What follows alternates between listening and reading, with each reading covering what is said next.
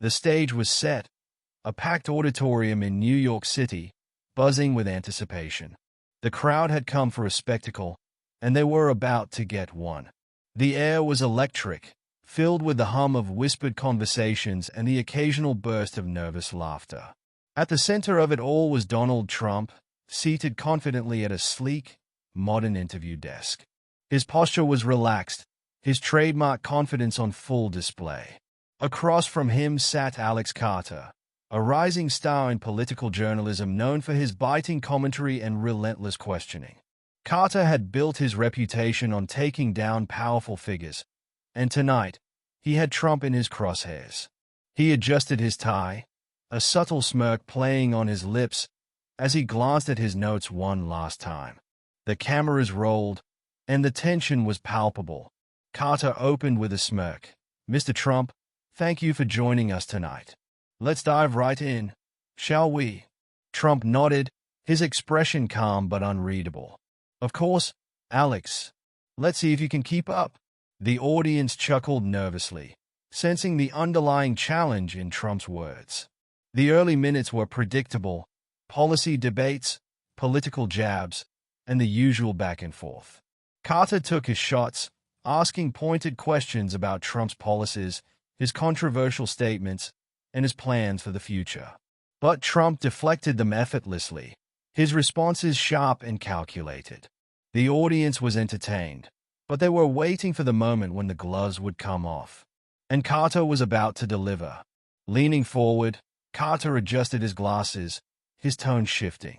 "Mr. Trump, let's talk about your business empire. You've always touted yourself as a self-made billionaire. But isn't it true that much of your success came from your father's wealth? Some might say you've been riding on his coattails your entire career." The room fell silent. It was a direct hit, and Carter knew it. He had framed the question as a casual observation, but the intent was clear: to undermine Trump's self-made image.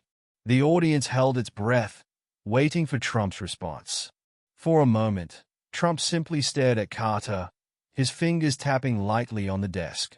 Then, with a slight smile, he leaned forward. "Alex, let me get this straight. You're sitting here, on national television, trying to discredit my life's work by bringing up my father? Interesting strategy." Carter chuckled nervously, trying to maintain control. "I'm just asking the questions people want answered, Mr. Trump." Trump's smile widened. "Oh, I get it. You're doing your job. But let's flip the script for a second. Imagine if I was sitting here with, say, a prominent Democrat. Let's call him Joe. And I asked him, 'Joe, isn't it true that your entire political career was built on your family name?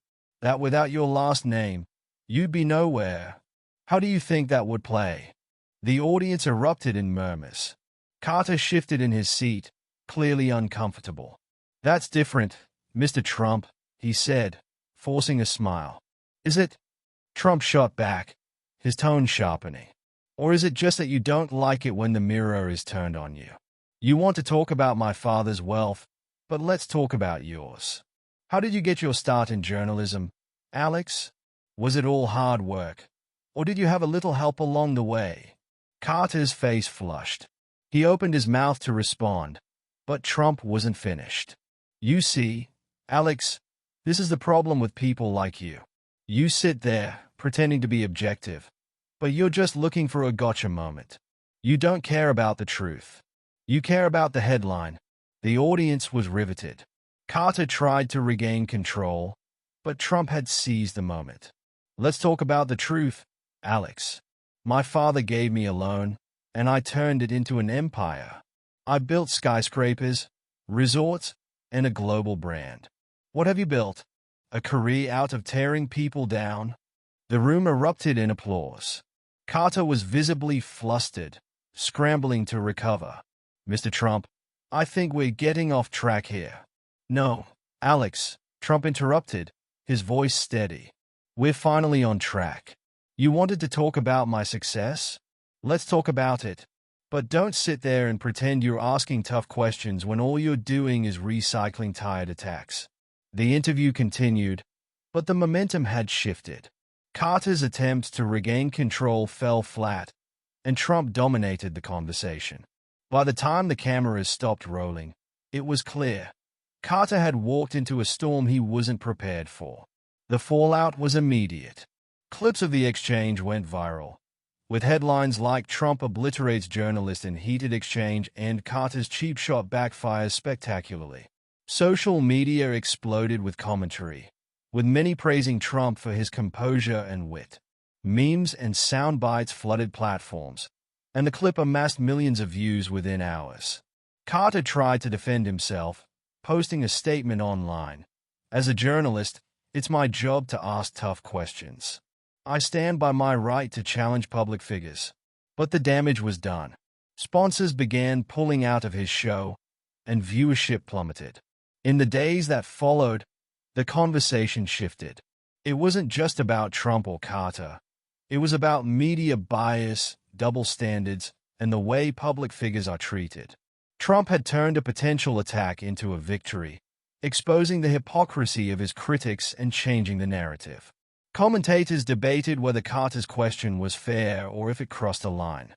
Some defended him, arguing that journalists should hold powerful figures accountable. Others criticized him for resorting to personal attacks rather than focusing on substantive issues. The lesson was clear: underestimate Donald Trump at your own peril. Whether you love him or hate him, one thing is certain: he knows how to win. The interview became a defining moment, not just for Trump and Carter, but for the broader conversation about media integrity and the art of political combat. And as the dust settled, one thing was undeniable: Trump had once again proven that he could turn the tables, even in the most challenging situations.